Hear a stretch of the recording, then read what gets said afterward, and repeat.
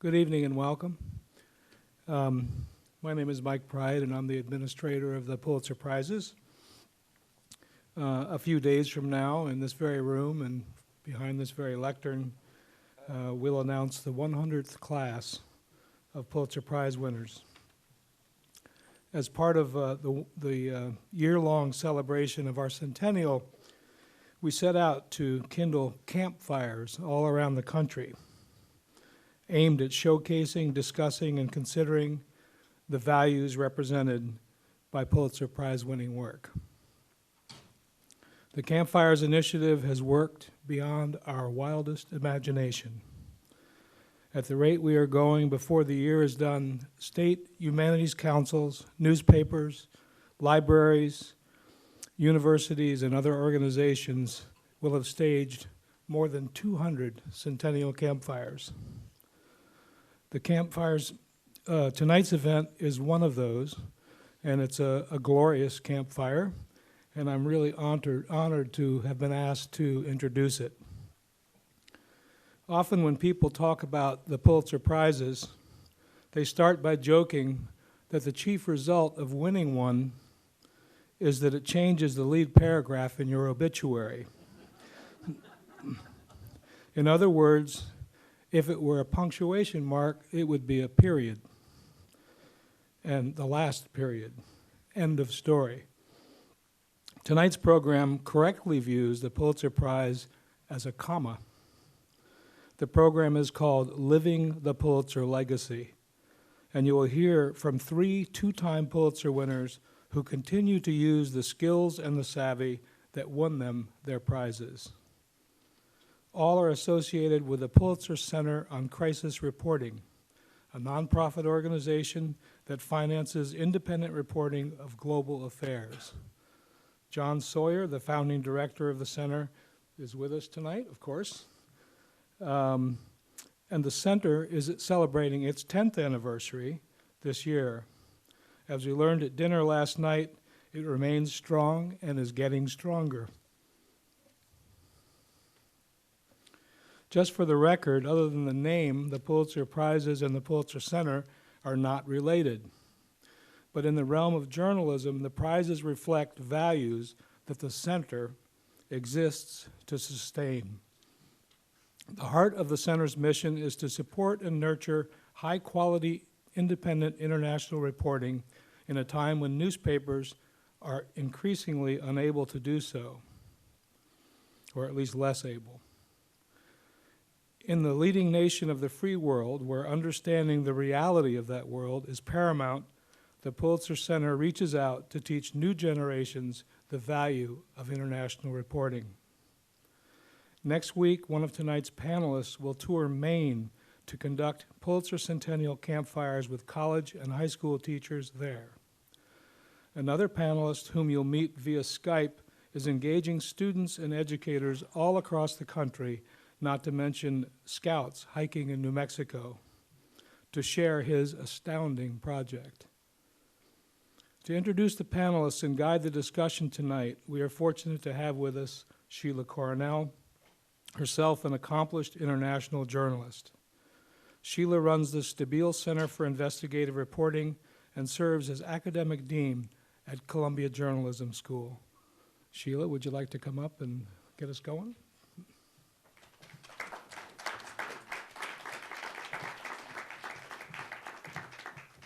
Thank you, Mike, for that introduction. I'd like to invite our panelists to come over. But welcome, everyone, to the Journalism School. You'll be hearing the word Pulitzer a lot. We're not related, but we do share a common DNA, if that's biologically possible. This is Joseph Pulitzer School.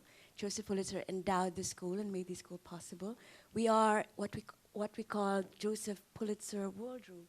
That is this stained glass, what do you call it, thing, a window you see behind me is from the original world building that Joseph Pulitzer founded. So we have a lot of things in common with the Pulitzer Center, apart from the name. We are Pulitzer School, and with the Pulitzer Prizes. We are also, as a school, celebrating our 104th anniversary. But more than that, we also share a common interest in international and investigative and in-depth reporting. This is one of the things we teach here in the school, and we are very proud that 40% of our students come from overseas, and many of our American students are very interested in international reporting as well, and many of them have been grantees of the Pulitzer Center. So please, our panelists, John Sawyer, David Rode. First, okay, I'm sorry. First, we have a video. I will not introduce it lest I spoil it for you. Please. Hello everyone, and welcome to the Centennial of the Pulitzer Prizes. My name is Paul Salopek, and I'm a National Geographic Fellow and a foreign correspondent. I'm honored to join you today, even virtually, from the western shores of the Caspian Sea in Central Asia, my latest overseas posting. I walked here from Ethiopia. It's taken me more than 3 years. I probably wouldn't be able to point out that bizarre factoid if it weren't for the Pulitzer Prizes.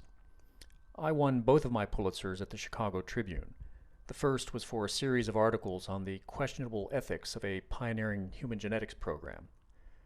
Scientists from technologically privileged countries had banded together to launch a survey of the human family tree across the world, a sort of global genealogy test that would use DNA of diverse ethnic groups to answer some big questions about human identity and relatedness, and also open up new vistas for genetic medicine. Unfortunately, those ideals were undermined by accusations that minority groups were not informed about the end uses of their donated DNA.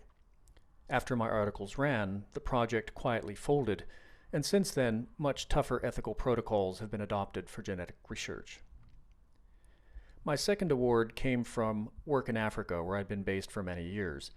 I'd covered the Congo Civil War by paddling down the Congo River in a dugout canoe. I reported on the AIDS epidemic, and I covered the terrible Angolan Civil War as a sort of hostile corporate takeover, which it pretty much was, pitting a corrupt, oil-stoked central government against a blood diamond-funded rebellion.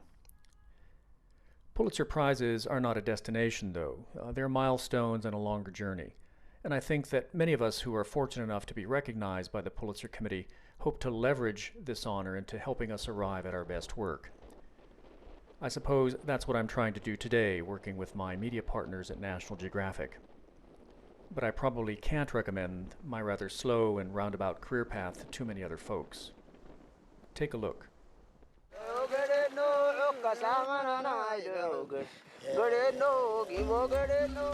Everybody has a story. They may tell it in a different language, they may whisper it, they may shout it, but they have a story. My name is Paul Salopek, and I'm a journalist and National Geographic Fellow.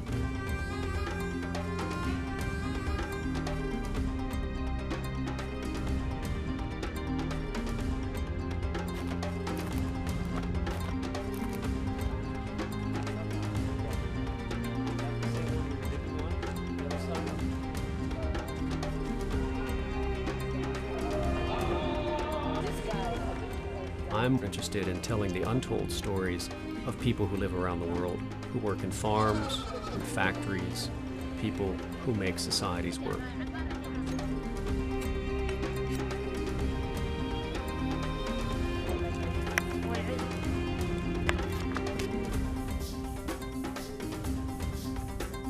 The way I see it is that we're all walking together.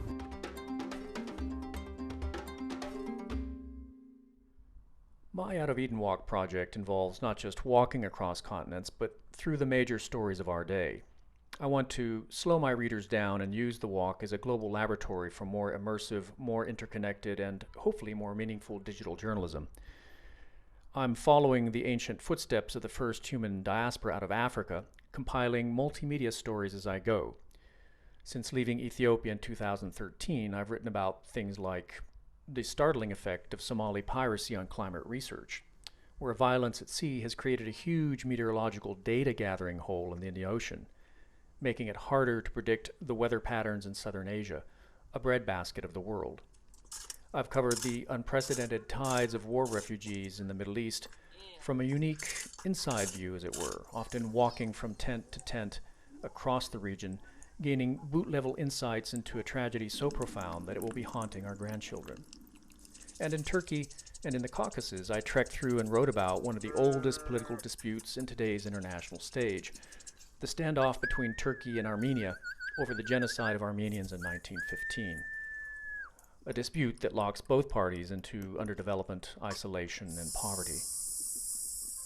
But just as important, I'm also getting young readers to both consume global news and value its worth through the art of storytelling. I think that more than ever, this is becoming a critical part of our job today, and I'm lucky to have two great education partners who are helping me do this. The Pulitzer Center on Crisis Reporting is using the Walk's journalism to build smart curriculums for schools and universities across the United States. In one innovation, the center is partnering with the Boy Scouts to use the Walk's journalism to get youngsters to report and reflect on their immediate surroundings. At the Philmont Scout Ranch in New Mexico, some 22,000 scouts and leaders a year are writing about their experiences and how they fit into the global panorama of events. This year, an essay contest winner will be joining the Walk for a couple days in Uzbekistan. And at the New York City Lab School, an entire senior class is spending the spring studying the Walk and preparing for walks of their own around their neighborhood, inspired by the various themes of my project, as well as by visits from other center grantees who reported on issues like food security, public health, and the plight of underpaid workers. The Walk's cartographer, Jeff Blossom at Harvard, will be teaching the kids how to map their own walks digitally using GPS technology. Another of my education partners, Project Zero at Harvard, meanwhile, has created a digital platform for thousands of school kids in more than 40 different countries around the world. 2 lunches at the Low Library at Columbia University helped make all of this happen. So, from my nomadic newsroom, which today happens to be in Aktau, Kazakhstan, I send you all my sincere greetings, and I congratulate the Pulitzer Prizes on reaching 100, and the Pulitzer Center on reaching 10. Okay, onward to China, about a 2 years walk east of here.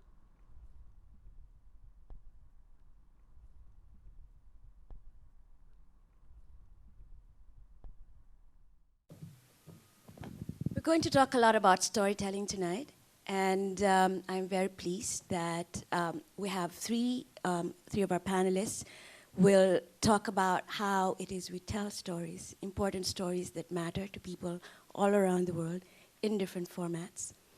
Storytelling is as old as humanity, but there are new ways to tell stories. And let me just say that Joseph Pulitzer was in many ways an innovator in storytelling. He was very young, very much like the Pulitzer Center grantees when he started out into journalism. And he created an audience for newspapers that didn't exist before. You could say he's like the BuzzFeed or the Vice News of the late 19th and early 20th century. He used large pictures, he used illustrations. He had Nellie Bly posing as an insane woman in the streets of New York. So he innovated on the techniques of information gathering and storytelling, much as the Pulitzer Center is doing today, as you saw in that last video. So we will start off, we have 3 speakers for tonight, and I have the pleasure of introducing them. Again, you'll hear the word Pulitzer quite a lot in these introductions. Our first speaker is Larry Price. He's a photojournalist who's had a long and distinguished career. He's worked on 5 continents and covered numerous armed conflicts. He started out as a photographer at the Star-Telegram, where he won the Pulitzer Prize in 1981 for spot news photography for his coverage of the 1980 coup in Liberia. As a photographer for the Philadelphia Inquirer, he won the 1985 Pulitzer Prize for feature photography for a portfolio documenting civil wars in Angola and El Salvador. Larry and the team at PBS NewsHour received the 2015 Emmy for Outstanding Investigative Journalism in a regularly scheduled newscast for a broadcast segment who reported and photographed on the dangers of underwater gold mining in the Philippines, which is where I come from. That was supported by the Pulitzer Center. Larry is now based in Ohio. He has a long and storied career. He's worked for 6 newspapers. He's photographed for National Geographic. He's done stuff for television. His images and essays have appeared in numerous national and international publications. Larry Price. Yes.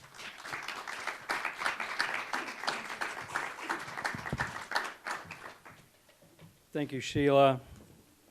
Did I do all of that? Thank you, Mike.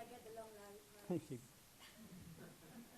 And thank you very much to Columbia University and your tremendous School of Journalism. Thank you all who work with the Pulitzer Prizes.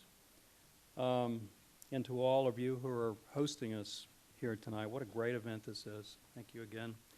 It's truly an honor to be here to pay tribute to the tremendous legacy of the Pulitzer, and what an amazing privilege it is to continue to work with the Pulitzer Center. They're a tremendous organization, and they're living the legacy in support of crisis reporting and emphasis on telling untold stories around the world. I owe my Pulitzers to local newspapers, two really great newspapers at the time, I might say.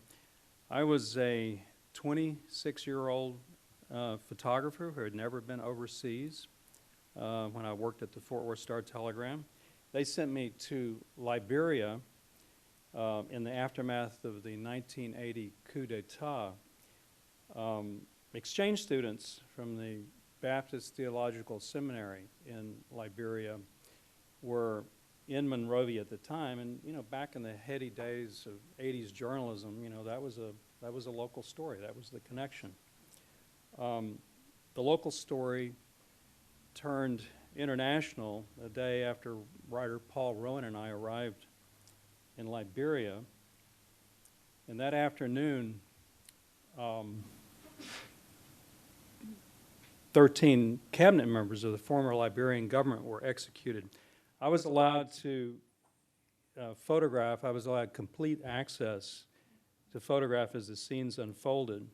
And we understood, at the time, we understood the importance of the images, so we made plans to leave, figured out a way to smuggle the film out back in those days. And we got to the New York office of the AP. We later heard that the pressure brought to bear after the images were published prevented more executions. A portfolio from those images I made that day won the 1980 Pulitzer Prize for spot news photography. I had the great fortune to work with the legendary editor Gene Roberts in the Philadelphia Inquirer between 1983 and 89, as Sheila mentioned.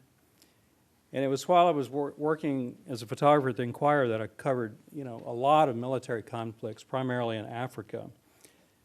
The resulting humanitarian crises in El Salvador and Angola were part of those conflicts, and those photographs won the 1985 Pulitzer for feature photography. I spent the next 2 decades moving between editing and shooting, more time behind an editor's desk than behind the camera, I might add. But in 2011, I left the newspaper business, and that gave me the time and the freedom to pursue a photographic project that I'd been thinking about for almost 30 years, since the time I shot those original pictures of child soldiers. I wanted to document the conditions that forced children into dangerous and somewhat terrible, horrific conditions. I wanted to photograph child labor, so I decided to look at children working in the sector of small-scale gold mining. Child labor, I might add, exists in more than 200 countries. The United Nations estimates that more than 168 million children work worldwide. 85 million work in hazardous conditions. 20 million more work in small-scale gold mining. I shot the first part of the child labor project in the Philippines, where I found children as young as 3 working alongside older siblings, their parents in the surface mines, and I photographed teenagers working deep underground. I self-funded my first trip to the Philippines and shot the story without a particular market in mind. And for a time, it looked like there might not be any interest in the photographs, but then my good friend and former editor of the Los Angeles Times, John Carroll, who sadly many of you know we lost last year, introduced me to John at the Pulitzer Center. And the rest, they say, is history. The Pulitzer Center has provided amazing grant support to enable me to continue to document child labor in the surface mines of Burkina Faso and the underwater mines of the Philippines, and in Indonesia, where we are also documenting mercury pollution and its tragic effects on the miners and their families. The Pulitzer Center has shown tremendous support for these stories, and I can say without question this project on child labor would have never been possible without their help and support. So now I'm working with the Pulitzer Center on a grant-funded project to document the health effects of global pollution. This is a very ambitious project. We're very grateful for the help and support of the Pulitzer Center. And again, it would be impossible to execute without the Pulitzer Center's wide-ranging support, their expertise, and their connections in the media. We're also teaming up with PBS NewsHour to produce numerous broadcast segments on the pollution project. 2 NewsHour episodes that we've reported, photographed, and filmed in Indonesia, India, and Bangladesh are in production now. One of these focuses on industrial pollution along Indonesia's Citarum River, which supplies water to more than 30 million people in the greater Jakarta region. The Citarum has been called the most polluted waterway in the world. And the second upcoming NewsHour project looks at the leather industry in Bangladesh, where unregulated dumping of heavy metals and toxic chemicals are polluting the groundwater used by hundreds of thousands of residents in the capital of Dhaka. And to close, I'd like to show the official trailer for this upcoming NewsHour piece that hopefully will air sometime toward the end of the month. It's about the Bangladesh leather industry. Hazaribagh is one of the most polluted urban environments in the world. It's 200, 300 leather tanneries that are operating without any effluent treatment, with huge amounts of hazardous chemicals. The tannery workers are being exposed to those chemicals on a daily basis with little or no protective equipment. It was very, very easy to find children who worked inside the tanneries doing some of the most dangerous and most hazardous work. The children are in the pits working in essentially vats full of acid. The tannery chemicals are flowing directly off the factory floor into the residential environment of the local neighborhood. The long-term illnesses will be killing people.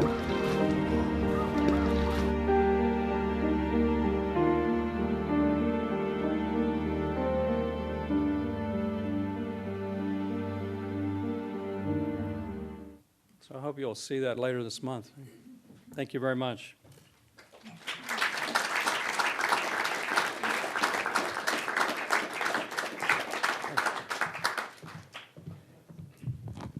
Thank you, Larry. Our next speaker is David Rode, who is an investigative reporter and editor for Thomson Reuters. David Rode has won the Pulitzer twice, right? While a reporter for the Christian Science Monitor, he won the prize for international reporting in 1996 for his coverage of the massacre in Srebrenica. And then the second time, he shared a Pulitzer for the New York Times' coverage of Afghanistan and Pakistan.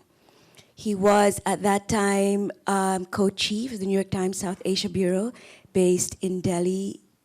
And as many of you know, while in Afghanistan, David was kidnapped by members of the Taliban in November of 2008. He managed to escape in June 2009. After 7 months in captivity, he's written a book about his experience. David is very involved in a movement to protect freelancers, to provide, and has been really the guiding force behind a set of guidelines for news organizations hiring freelancers overseas. David will, I'm sure, will talk more about that. David Rode.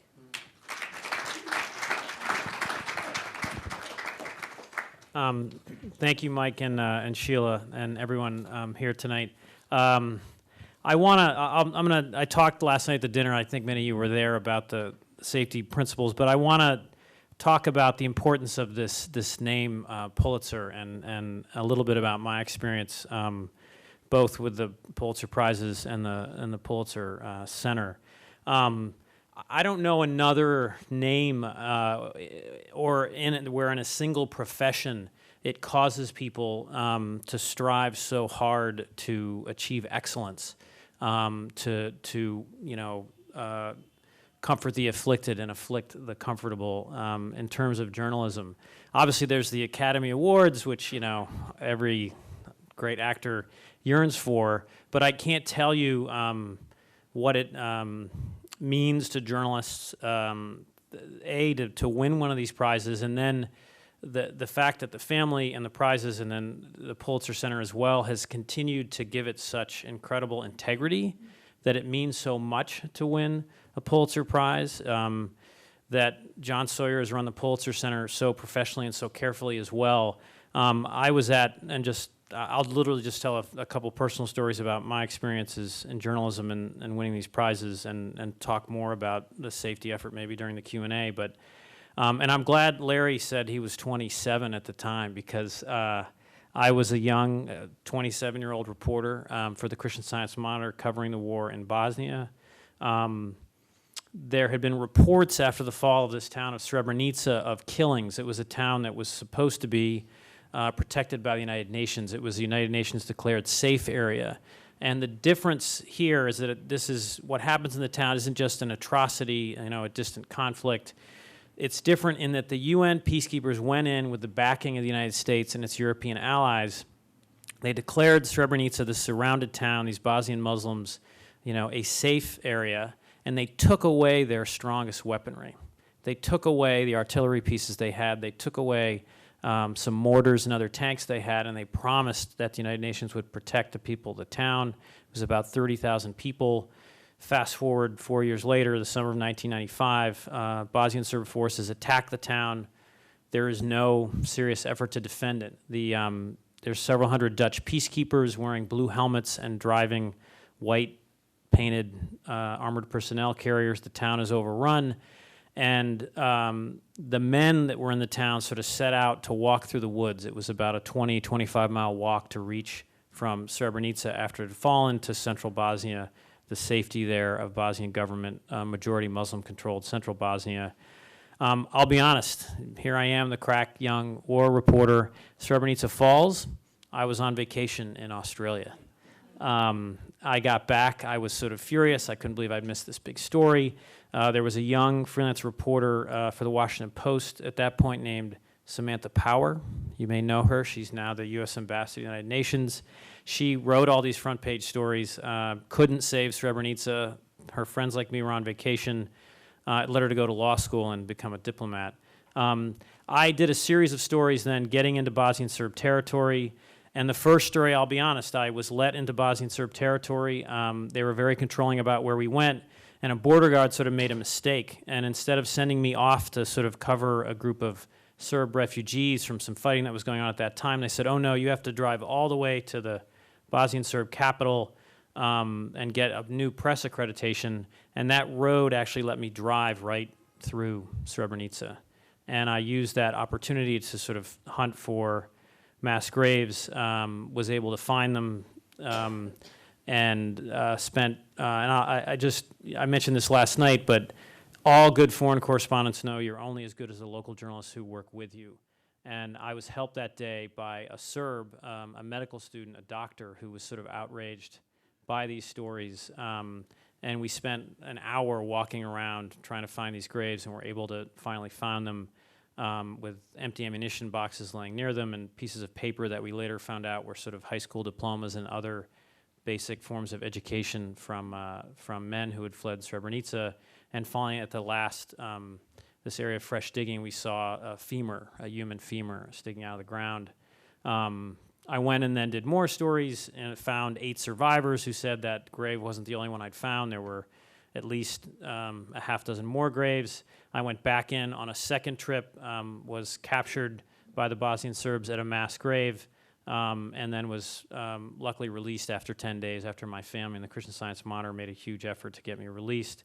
And the key thing here is, I want to say editors. It's teams, it's not me. My editor then was Faye Bowers. She was the Eastern Europe editor of the Christian Science Monitor, and Clayton Jones was the foreign editor. They had this 27-year-old kid saying, I think that, I think I saw, this was a femur. I'm sure it was a femur, and we ran the first story. They let me drop all of my daily reporting, and this was one of the great things about the Christian Science Monitor, and look for these survivors. And then I told them at 27, I really think they're telling the truth. They're all talking about this certain soccer field. They're all talking about being held in the school gym and following the same procedure, getting blindfolds put on them, having their hands tied. And the faith they sort of showed in me was amazing. And we were sort of amazed, and this is what I mean about the importance of these institutions, in that it meant so much to the Christian Science Monitor for, to win this award. There's so many news organizations, BuzzFeed, Vice, Mashable, Vox, that are striving to achieve this, and it's such a unique and precious thing in our profession. And those editors were so great to me, and it was amazing. And then, you win this at 27, you're a one-hit wonder. You've peaked. What are you going to do next? Is it a period or a comma? I ended up at the New York Times, spent another, literally 10 years there working as a Metro reporter, eventually was overseas, started covering the war in Afghanistan. And even inside the Times, the great Times with all of its many Pulitzers, there's nothing more important. There's nothing that makes you feel, that you've really achieved the most you can in journalism and made a difference with your stories. And my second experience was part of a team of reporters. It's not quite as elegant a story. We had covered Afghanistan together, particularly myself and an incredible female journalist named Carlotta Gall. And we all really felt that the war in Iraq had distracted attention from Afghanistan and how badly things were going. This was mostly coverage in 2007 and then 2008. But, I'll be honest, it was late 2007. We had this big story that sort of exposed a core problem of the American failure in Afghanistan was that the Pakistani army essentially sheltered and helped the Afghan Taliban. They let them cross into Pakistan and then regroup, plan their raids, and carry out cross-border attacks into Afghanistan and against American forces. And we had to get one story done by December 2007 because it was going to be part of this package for the Pulitzer Prizes. And I remember they actually held that story, and this great story exposing the Pakistani intelligence was actually helping the Taliban, and Carlotta and I were crushed, and we were so mad, and all this stuff like that. We had no idea that, and the story ran sort of in January 2007. Over the course of 2008, a whole team of reporters, Carlotta Gall, Mark Mazzetti, Jane Perlez, Chris Chivers, Eric Schmidt, Dexter Filkins, and Pir Zubair Shah, a Pakistani journalist, ended up putting a package of stories together that showed the Taliban resurgence, that showed that this forgotten war was going wrong, and showed sort of Pakistan's complicity in all of this. I was taken captive in November 2008, as Sheila mentioned. I didn't know that the Times had entered these stories in for a Pulitzer Prize. I was in captivity through June 2009, and the honest story is we escaped from captivity, and I called my wife and talked to her and my family, and I've apologized to them profusely about the captivity and all these other problems. And don't get mad at me, Mike, but in like the second conversation with my wife, June 2009, she says, "Oh, by the way, you won another Pulitzer Prize."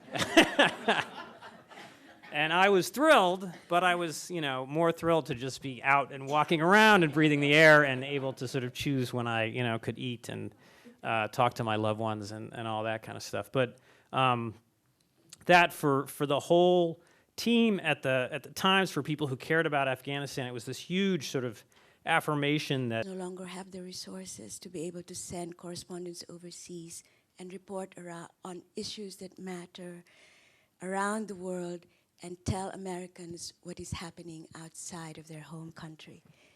John, you have the final word for tonight.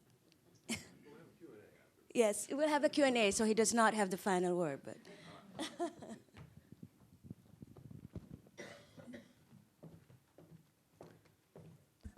Thank you, Sheila, and thank you, Mike, and Larry, and David. Thank you all for being here tonight. I'm clearly the interloper here. I'm the one who does not have a Pulitzer Prize. But I do have the Pulitzer Center. And I think that as important as the prizes are, as the recognition of great journalism, as Larry and David and Mike have described, it's also really important to make it possible to do the journalism that deserves those prizes. And that's part of what the Pulitzer Center is about. And I'd like to talk a little bit about that tonight.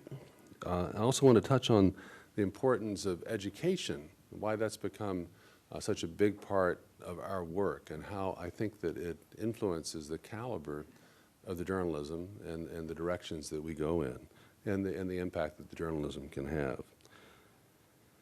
And third, I want to just mention, and we can come back to this if there's interest in the Q&A, the importance of our role in funding. Not just that we go out and try to raise money to support the journalism that we talked about last night, and that's so much at the heart of what the Pulitzer Center does, but we also play an intermediary buffer role, and we can, when somebody like Larry is working on pollution as a global health issue, we're able to, we're raising money from people, but we want to make sure that he's independent, that he has independence. And so it becomes, he's a grantee of the Pulitzer Center. And we worked with Larry, with others, and other contacts that we make to go out and raise money to support the work. But we try to make sure that the news outlets running the work, whether it's NewsHour or the New York Times or whatever, that they know that they have editorial control, supervision of the work, and that they are not going to be influenced by the ultimate funders of the Pulitzer Center. And so we have to say that to the donors we seek out support from, that we can help raise the visibility of the various issues that we cover. But you have to understand, as the donor, that you, the donor, cannot dictate the reporting that's done, but either the journalist work or how it's handled by the news outlets. And we're in a period that there is so much pressure on commercial journalism that there's a real threat of journalist news outlets giving up that independence because they simply don't have the resources to do valuable, interesting work. And so there's a temptation among a lot of media outlets now to kind of take the money and run, sort of take somebody comes in and says, I want you to do this, and we'll fund it, to go ahead and do it. And you can get very well-produced, polished work that is essentially advertorials. It's not independent journalism. And one of the things that we're trying to do at the Pulitzer Center is to be a model of not doing that, of having a clear red line that says that the journalism is going to be independent.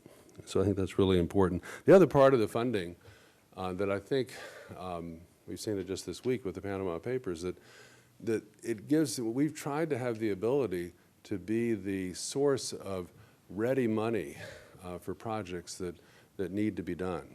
And so when the Panama Papers, the International Consortium of Investigative Journalists, was beginning that project 7 or 8 months ago, they came to us and they wanted to do an animation a video animation that would explain this highly complex issue, the use of offshore banking havens to hide wealth, hide money, and then use it for all sorts of purposes.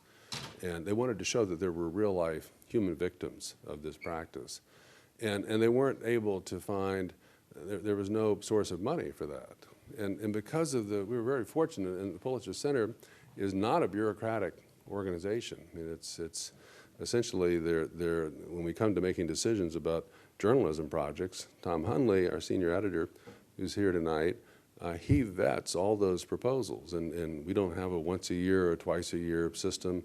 We have rolling applications so that every week Tom is looking at proposals coming in, and every 10 days or 2 weeks, Tom and Natalie Applewhite, our managing director, we'll sit down and we'll go through what are the 15, 20, 25 proposals that have come in the last 2 weeks. And I'm conscious, we're all conscious of, what are the resources we have, what are the various pots of money, how can we, do we think this is how we're tracking in terms of our projected spending for the year, the money that we think we have. But we're looking at the proposals in terms of the quality and the potential impact, and can it be done, where it can be placed, and we can make a very quick decision. So when the ICIJ folks came in and said that they had this innovative idea to do a video animation and that nobody else was interested in funding, and we said, well, yeah, we can put I think it was $10,000 into that project, and that jump forward 8-9 months, and the Panama Papers stories breaks this past Sunday, and that video for us has been far and away the most trafficked, impactful video that we've ever produced, and probably of all the journalism we've produced. It's something like we're up to about 1.5 or 1.6 million people around the world have viewed this little 4-minute, 3.5, 4-minute explainer in the last 3 days. And NewsHour on Monday night on air ran the entire piece, the animation, which I think NewsHour has never run an animation before, but just to explain. So we got another 1 million people that watched it or so on, as Ken pointed out last night, on NewsHour. So it was the ability to kind of make that decision and kind of look at something that's a strong project that's coming in that was really valuable. It's a really valuable part of what the Pulitzer Center can do, that we can nudge projects along that would otherwise not have happened. And then lastly, I mentioned the importance of collaborations and relationships. David, those of you who were here last night, David mentioned that he and I first met when he was 22 or so in Latvia in the early 90s. I remember having a discussion with him. I was in Sarajevo in late 95, just at the end of the war. Of course, David had been covering it extensively. He was still at the Christian Science Monitor. There was a curfew. There was a blizzard. I was on one side of Sarajevo. David was like 3 miles away, but we couldn't physically get together. And so but their phones were working. I was in a house. I was staying with the family of Bosnians they had a family member who'd gone to St. Louis, and so I had a connection there. So I'm staying in that house. The electricity was out, the heat was out. I'm sitting in the dark. I'm having an hour discussion on the phone with David in the dark about David's career planning. And David is debating. And David is nothing of deliberate about his career plans. We've had a lot of discussions about how sort of thinking about his career. And David was at the time the Christian Science Monitor was offering him a position as the Beijing bureau chief for the next 2 years. The New York Times was offering him, as I recall, basically a probationary internship. He'd already broken the Srebrenica story. He hadn't gotten I think it was the Pulitzer Prize was the next spring, I think, right? Hadn't gotten it yet. But you didn't think you were going to win. But the Times was saying, well, maybe they'd let him go to work for 2 years in sort of the suburbs, and maybe he might get a job eventually. And of course, I told him that he was out of his mind to consider the New York Times. He should go to Beijing, discover China, learn China, and it's a wonderful opportunity. The Christian Science Monitor has been so supportive. David went to the New York Times and did very well. So he's continued to do very well since. Larry, Paul Salopek, we met because he was an old, longtime colleague of Tom Hunley's at the Chicago Tribune. So that made that connection. So when Paul came in, and this is sort of that buffer role that he thought it was really important. The National Geographic was going to be his main sponsor on the journalism side, but he really wanted us to be part of this because he wanted to have some other anchor for this project that he could use sort of as leverage with the National Geographic and with other sponsors that the Pulitzer Center. Of course, he was going to use us. He hoped that we would be very helpful on the education side, and we tried to do that since. And then Larry mentioned that we found each other through John Carroll, and that brings it back to the Pulitzer Prizes. And John, of course, was a longtime member of the Pulitzer Prize board. He was also the son of Wallace Carroll, and Wallace Carroll was my first editor. He's the reason I'm a journalist. When he was the editor of my hometown paper in Winston-Salem. He'd been at the New York Times, and he went down to Winston-Salem to become the editor of the Winston-Salem Journal and Sentinel, and hired me in college to be a summer intern writing editorials. And if that hadn't happened, I wouldn't be here today. I wouldn't be a journalist. So I sort of think about all of these relationships that we've had over years, and you sort of find people who have common values, and you keep working with them, and it's wonderful that so many of them are here tonight that have been part of the work of the Pulitzer Center over the last 10 years. And then my final point, and we can talk more about Q&A if there's whatever the questions are, but on the education side, why so important? I think part of it is reaching audiences that are not engaged in conventional journalism. I mean, all of us of a certain age grew up in a period where we watched the nightly news. We all read the same newspapers in the morning. That was part of our, that was our habit, and that's not true for anybody 40 or so or under. They're getting news in different ways, and if we're going to engage with them, we have to go out and find them where they are. And so the Pulitzer Center is doing 500 plus events every year in secondary schools, middle schools, elementary schools, colleges, and graduate schools. And that's really important. And we see it, every journalist who's done it. Larry was out at LaGuardia Community College today talking to students there. Everyone who's done it has experienced how important that is, that level of engagement. And the other part that is equally important is working with academic institutions to better our game, to get better at what we do. And I spent a good part, 4 weeks of the past year, I was up here as a Sulzberger Fellow, and we had most of our classes in this room. These are sort of mid-career, in my case, late career, but journalists who are trying to improve what they're doing. And we all took on projects. My project was about how to make our education program work online. And so I worked with the 20 or so folks in my group and with the very talented coaches and teachers who brought in to work with us to develop some of our online educational resources. And that's been a huge difference in what we've done, helped to focus our work. And so we're grateful to Columbia, to the journalism school, for making that possible, that happened because of that opportunity. And the second part is just in general, working with academic experts. And Toby Volkman's here from Luce, who has worked with us at Luce Foundation, and we've had support from them for the last 3 years on an initiative on religion and public policy.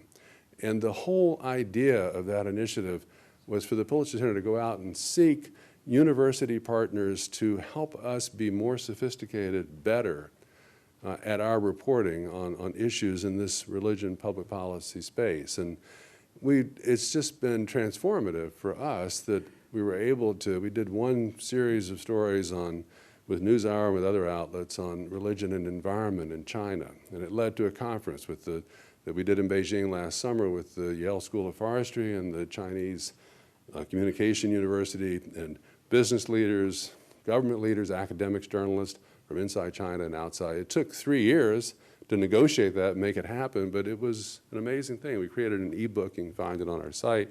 And then we led an initiative on religion and reproductive rights in Philippines and Indonesia.